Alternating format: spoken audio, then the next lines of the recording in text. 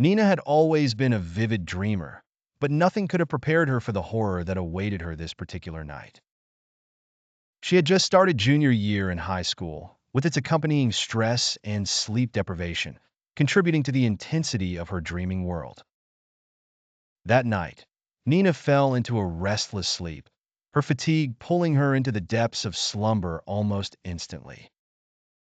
Her room, cast in the pale blue light of the moon, began to twist and warp around her. She knew this feeling all too well, sleep paralysis.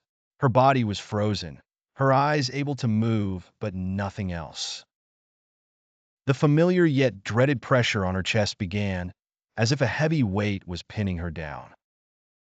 Nina's breath caught as shadows in her room seemed to grow darker, pooling and seething around her bed.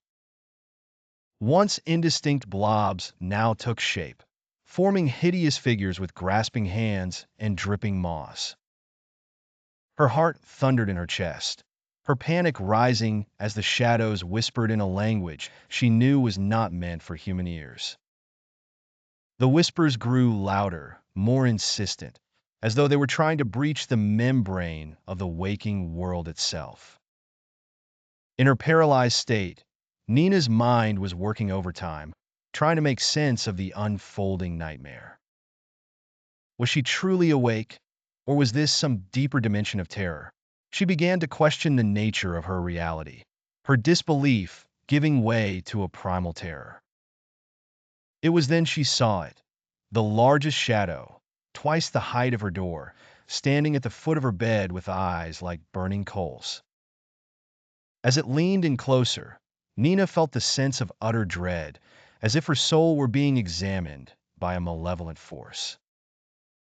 In her paralysis, a memory clawed its way to the surface. Her grandmother's ancient tales of the shadow dimension, a place where tortured souls wander, neither alive nor dead.